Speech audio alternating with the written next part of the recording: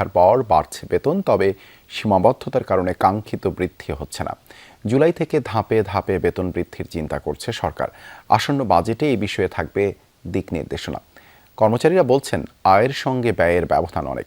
মূল্যস্ফীতির কারণে বেতন দিয়ে জীবন নির্বাহ করা কঠিন। বিশ্লেষকরা বলছেন, বেতন বৃদ্ধি দরকার, কিন্তু অর্থায়ন হবে কোথা থেকে?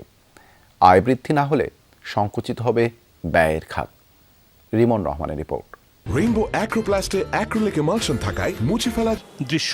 বাজার থেকে কিছুটা কম দামে তেল, ডাল, চিনি নিতে সরকারি কর্মচারীদের ভিড়। নিয়মিতই থাকে এমন জটলা। দাপ্তরিক কাজ ফেলে কর্মচারীরা পণ্যের জন্য লাইন ধরেন, কারণ দামের সঙ্গে আর কুলিয়ে ওঠা যাচ্ছে না। 15 দিনেই শেষ হয় বেতন। পে স্কেলটা না দিলে আমরা চলতে পারতেছি না। আমাদের 15 দিন পরে আমাদের টাকা শেষ, বেতনের টাকা শেষ। ছেলে মেয়ের লেখাপড়া থেকে শুরু করে সব কিছুই এখন ঊর্ধ্বগতিতে। সব কিছুরই দাম বাড়ছে, বেতন বাড়েনি, এটাই বাস্তব সত্য কথা।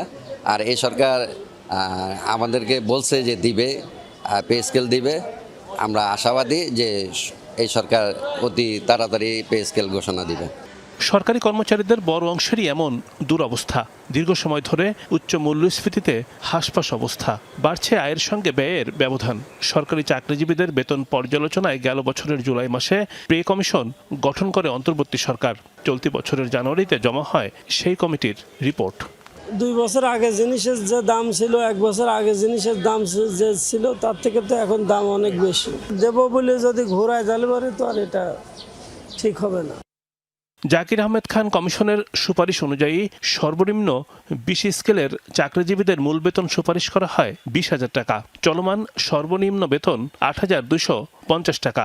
সর্বোচ্চ প্রথম স্কেলের মূল বেতন এখন 78,000 টাকা। ওই বেতন বৃদ্ধি করে সুপারিশ করা হয় 1,60,000 টাকা।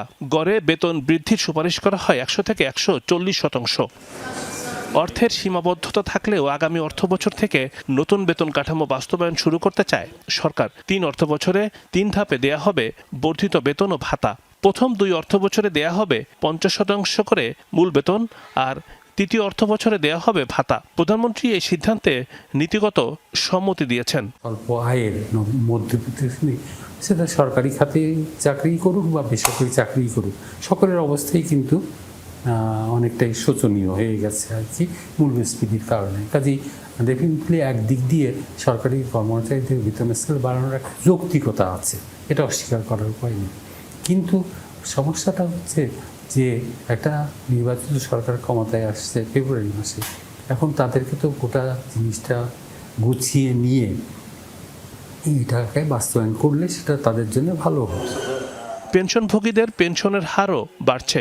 মাসে 20,000 টাকার কম পেনশনভোগীর বৃদ্ধি হতে পারে 100%। মাসে যারা 20 থেকে 40,000 টাকা পেনশন পান, তাদের পেনশন বৃদ্ধি হতে পারে 75%। পে স্কেল বাস্তবায়নে আগামী অর্থবছরে দরকার 35,000 কোটি টাকা। চলতি অর্থবছরে এই খাতে বরাদ্দ আছে 84,000 কোটি টাকার বেশি। প্রশ্ন হচ্ছে, ব্যয় বাড়লেও আয়ের পথ কতটা নিশ্চিত?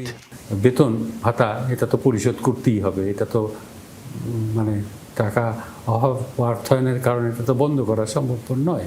কাজেই সেক্ষেত্রে যেটা হবে যে অন্যান্য যে ব্যয়ের খাতগুলো আছে সেখানে হয়তো শর্টফল পড়বে, সেখানে হয়তো কাটছাট করতে হবে।